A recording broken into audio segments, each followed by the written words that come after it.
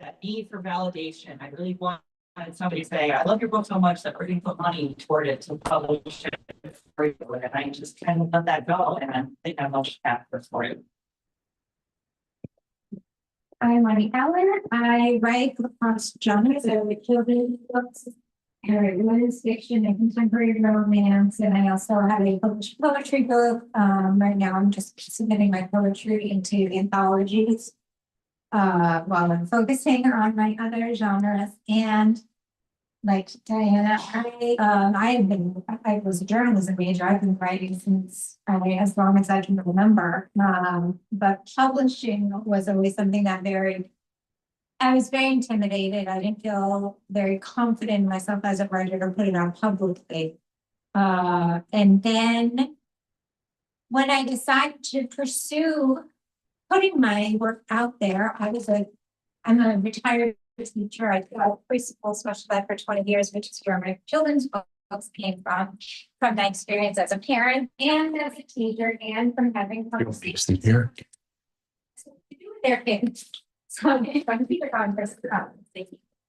I'm so proud because I have already worked in an industry where we worked on things where it was someone would just walk in and dot the i's and cross the t's, say, okay, we did our jobs, goodbye, and you're left with what remains. And I find writing is very personal for me, and it's my artwork. It is a part of me, and I just, having come from a institutional career where things were constantly intense, I just didn't want that anymore.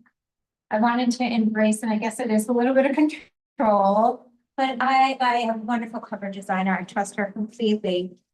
But I like the fact that I can connect with my readers by saying, here are 3 covers. What do you guys think? You vote, you pick. So all of my covers have been chosen by my readers. And I just feel like I can create a more personal relationship and published in the time that works for me. Like right now, I'm due to have my next book in my Flanagan Girls trilogy is due out in May. And now it just feels too rushed I just got my revisions or my edits back from my editor. I don't mean to, it's my timeline. So I'm like, it's okay if I sit with it and give it another month. And I just wrote to my subscribers and he said, you know what, guys? I had COVID. It knocked me back a couple of weeks, and I'm going to be okay with that. Where we're not dealing with a publisher who is going to, like you said, say, well, you know what? I don't like the comma there. I want to semicolon. It's just something about being able to make choices that feel good about your work. And again, I'm Archer Atwood. I write epic fantasy. I also do paranormal stories, some of paranormal romance. I have been writing since I was a child. I just have a stack. I actually have a stack of my children's stories.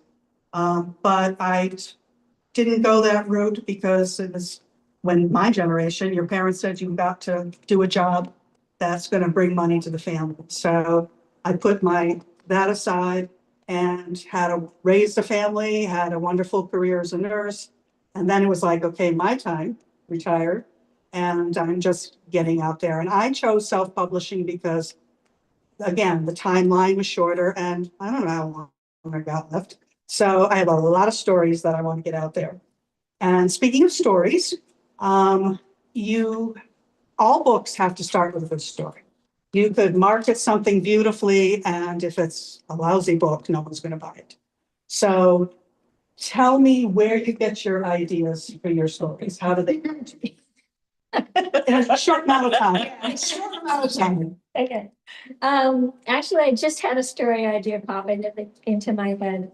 I was taking my mother to a blood draw. She uses a walker, and her walker has these tennis balls on the back wheel, or where back wheels would normally be. And she lost in between getting in the car and getting out of the car. We lost one, and so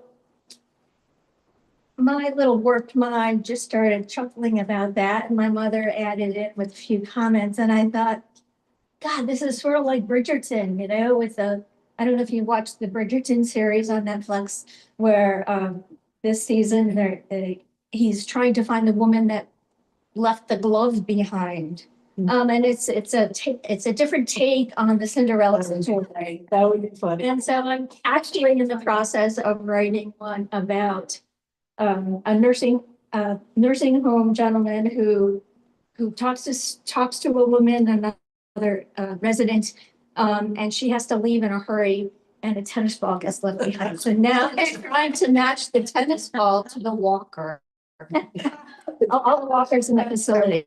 So that's my latest. That's the way my brain works. I think that's all our brains. Yeah. Yeah, I'll either have like, sometimes I'll have a really vivid dream and I'll wake up and I'll be like, I've got to get that down right now. Or a lot of times it's just weird, it's weird stuff. I'll see something and it will just spark an idea, and that will like go into a scene. And I'll just, then that's the scene and it just kind of builds. I ask questions, well, why are they there? Well, why did that happen? Well, why does that look like that? Whose voice am I hearing in my head? Don't answer that question, guys. But that's really kind of how I get those kinds of ideas. And they spook out of that. It really is like just a door in my brain opens and I walk into this, which is terrifying and wonderful at the same time. So. Gosh, I don't actually know where I get my stories from. They just sort of come to me. I'm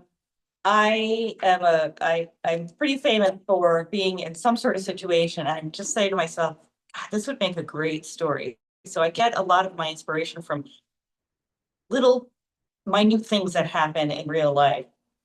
Like she's already trying to get me to write my next book about this. The person I just met. And our meet cute said it was kind of funny. So that kind of stuff. So yeah, I draw on real life situations, things, sometimes something you see in the paper and you're like, that you can't make this up, but turn it into a story. I always find real life makes good stories. Oh, absolutely. I was just gonna say, yeah, I'm a people watcher. I'm not watching you, but I'm just an observer. And I remember when I was in college for like Christmas break, I came home and I worked at a kiosk in the mall. And I just spent more time because no one stops at the kiosks in the mall anyways in the middle. And I spent so much time just people watching and just like making up stories. And, my first children's book, I actually wrote in my children's lit class in college. And so when I pulled all my stuff out, I updated it to match today. And, my first two books are really, my children's books are really, I use my children's books, especially being a former teacher, as a way for parents to use as teachable moments with their children, and children can be entertained. So of course, there's going to be a little life lesson in it, but it's really just a way to create a little bit of a conversation between parents and their child with some nice vivid illustrations. But really it's observing the world. And I know you guys are going to say this, especially when you started. The ideas will come, but the characters, once you get their voice in your head, they take over. Like I was at lunch with my brother and my parents, and the oldest sister, my Flanagan girls, was like, hey, and they start having a conversation. I'm like, guys, I'm sorry, I have to go. The girls are talking and I gotta go write this down. They take over, and it's just amazing. And what's beautiful about it is my first children's book is Maggie Malone and Her Imagination. And it's about children using their imagination and not losing that. And we do lose that as we age. And doing this, we get to go back to that little imaginative child within. Yeah, that is one of the things when you do start writing a book, you know that personality really well. I have my epic fantasy. I think I have 47 characters in there. I know all their lineages, I know their personalities. And so it's like, once I start writing, I put them into a scene. And it was funny, I read this when Stephen King had said, he just has the situation and then he plops the characters in and then they proceed to, act accordingly. And that's kind of what I do too. I know their personalities and they start talking to you, you know exactly what you want to say. So let's go back to the publishing, putting the puzzle pieces together. So before you create that final book file, you need to make sure that you've edited it well. You get rid of all those misspellings, which I'm really good at. I'm so glad they're spell checked. Grammar issues and storyline inconsistencies. So do you do all that editing yourself?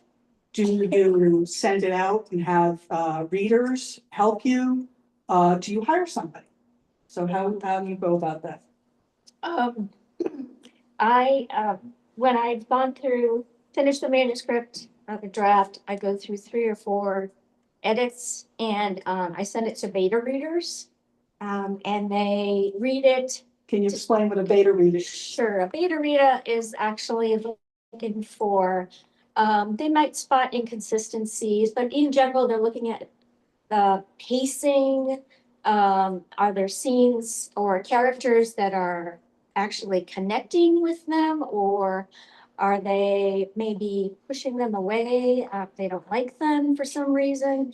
And so, so a beta reader will do that and let you know what they think needs to be addressed in your book.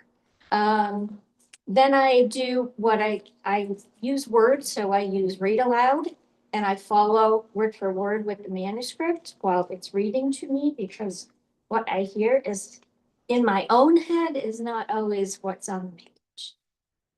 Then I have an editor that I hire for every book. She goes through it, makes suggestions, gives it back to me. I fix them, I send it back to her. She looks at it one last time, sends it back to me, and then I do the read aloud again before I hit publish. So it's a multi. Yeah, I do basically the same thing. I've got a couple of adders onto that, mainly because I write some very dark stuff. And I also write some stuff that has what I'm writing right now has a lot of Polish in it and folklore and words and things like that. So I have someone specifically who is a native speaker who will go through and say, oh no, you screwed this up. This does not mean what you think it does. Which is really important. So she goes through it and then it goes to my editor and then my editor sends it back to me, make all the changes. Then I go through and I proof it. I do all the formatting and everything myself. And then my PA actually goes through it and gives it another proof before that, and then it's published. So, but yeah, that's pretty much it. I am terrible. I wing it.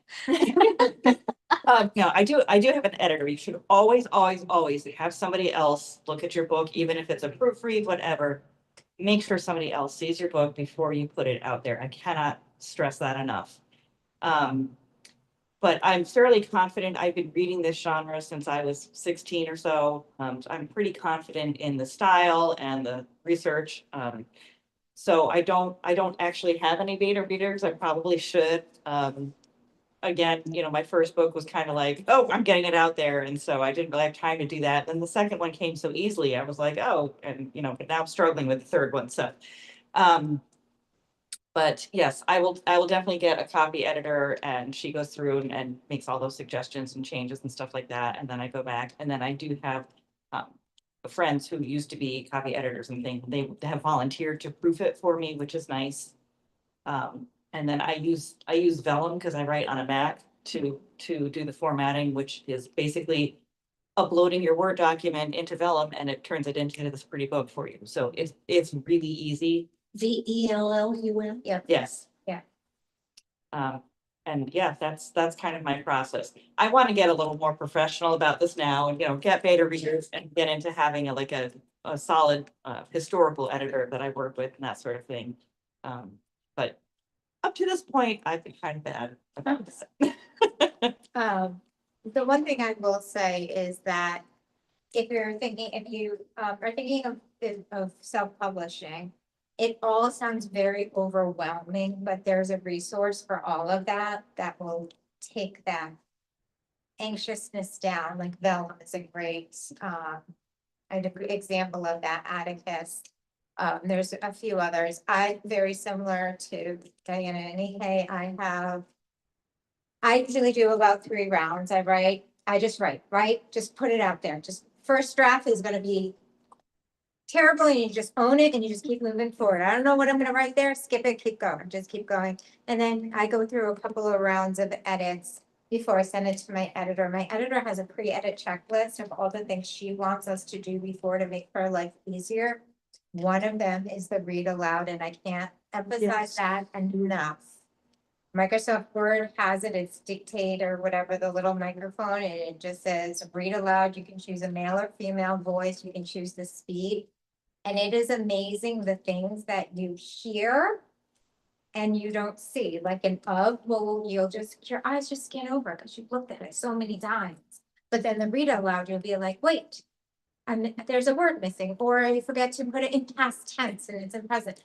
So I do the read aloud and then I do another full edit with my notes from my read aloud. So my editor gets it the same thing. I get it sent back. I do my fixes. She gets it. And when she gets it the second time for her one last walkthrough, I'm wondering if we have the same editor now. So it's very similar. I send it off to my beta readers. I've been doing this for 3 years, and in that time, I feel like I'm slowly building my team. And so I have 5 beta readers, 2 that check for grammar, punctuation, 2 that check for plot lines, storylines, holds like that, and the other that does more fact check, because I use a lot of medical stuff, especially my women's that does that because she's a nurse and that's her field. And then after it goes off to the press that I use, that's when I send it out to my art readers.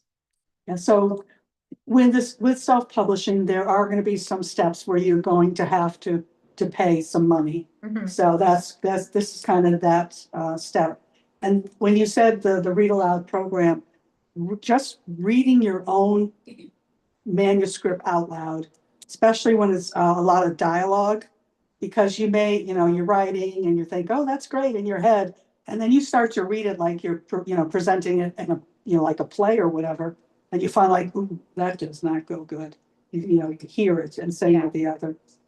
Can I just say, I gotta just say something. So when I did my read aloud, all of my characters grimaced throughout the whole book.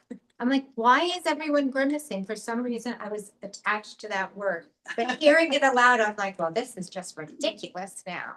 So. And that's, the other thing is you tend to, when you write yourself, you use a lot of like, I don't want to say code words, but you use the same word over and over. So the other good thing is to go through your manuscript and find words that you use all the time. And it's funny, you'll pick up kind of like your own little language and things that you do. Yeah. No, I was gonna say, we touched on the formatting.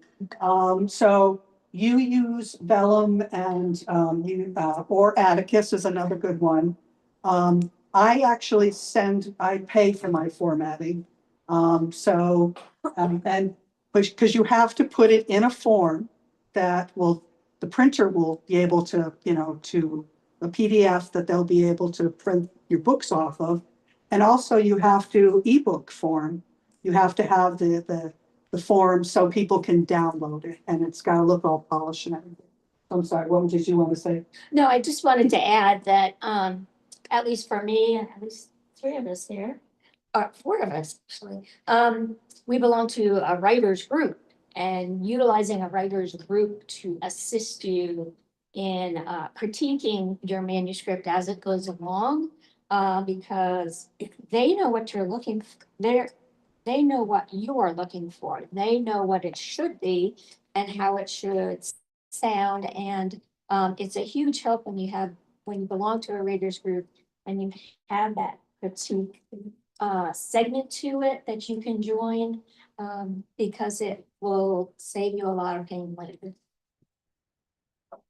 The other good thing about self-publishing is that if you do put your book out there and you find out that a misspelling got left behind or something weird that you want to change, you can actually go back and fix it and then reload the book up to the platform you're using.